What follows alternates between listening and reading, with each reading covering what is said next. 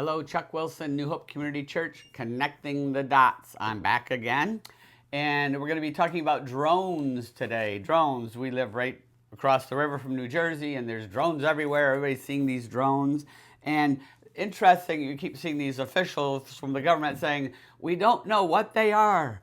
We don't know where they're coming from, but they're not dangerous. And even our media is figuring something out. They're saying, even our media now is saying, well, how do you know they're not dangerous if you don't know what they are and who they are? But we don't know. But now they're saying, but don't shoot them down. Don't shoot them down. Don't shoot at them, and don't shine any lasers on them. Well, why not if you don't know who they are? And we don't. Obviously, they know who they are. It's very likely that there are drones, our drones. And recently, this is really interesting, the U.S. Nuclear Regulatory Commission, the NRC, has confirmed that radioactive material was lost in transit earlier this month, heightening fears about public safety and sparking theories about the mysterious drone activity in New Jersey. Because obviously, if there was this material out there, which they don't know anything about off the record, that would be probably aiming it for New York City with some kind of dirty bomb, right? Officer Liu, a prominent political commentator, highlighted the NRC's event report during a review of regulatory alerts. While looking at the NRC Commission alerts, I can confirm that there's a radioactive material that has gone missing on December 2nd, right when the drones appeared, out of New Jersey. This might be the reason for the drones, just speculation at this point, but it's the best guess at this point, right? The missing material, identified as GE68 pin source, manufactured by Eckert and Ziegler, was reported lost by its licensee on December 3rd. Shipped for disposal, the container arrived at the destination severely damaged and empty. Oh my. This is like a movie, right? Just like a movie, only it's really not funny, but it's funny how they're handling it. It's crazy. Connect the dots. Let's just say this has been stolen, and it's going to be used in some kind of dirty bomb, God forbid, on New Year's Eve or something in New York City.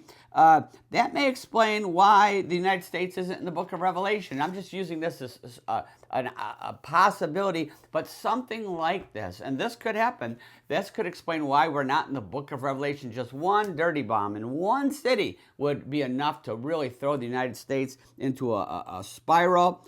And we say, wow, could this happen? It could. Something will happen because we're not in the book of Revelation.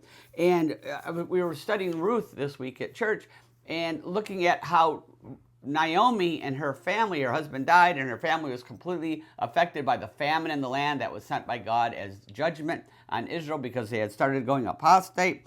And the godly are affected by God's judgments on a country. We're still affected by that.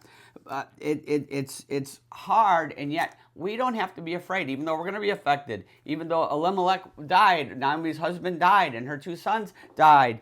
We don't have to be affected because we know God will work it out. God has a plan. We have a protection in place. In fact, in 1 Peter 1:5, I was just looking at this week, yesterday, who through faith, talking about us, who through faith are shielded by God's power.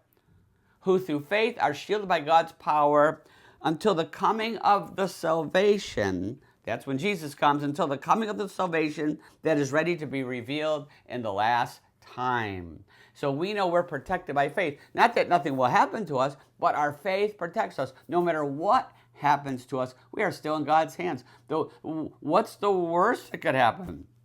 Everybody says, oh, we could die. No. That's the best. We know that there will be a God's good ending to this. We know that will happen. We know that where we're going to end up if we have put our faith in Jesus Christ. John 3:16, for God so loved the world that he gave his one and only Son, that whoever believes in him shall not perish but have eternal life. We know that if we have put our faith in Jesus Christ, given our life to him, repented of our sin, and put our faith in his death on the cross, his resurrection from the dead, we know we will be with him forever in heaven someday. There will be a happy ending. We're guaranteed that happy ending. We know that's coming if we have put our faith in him. And that's our confidence. Not that the United States will become something, or will be protected, or will become great again, or the golden age, all this stuff. Listen, it'd be wonderful if we had it. I hope we have a window of grace at least right now. But we know our real only protection is with Jesus Christ,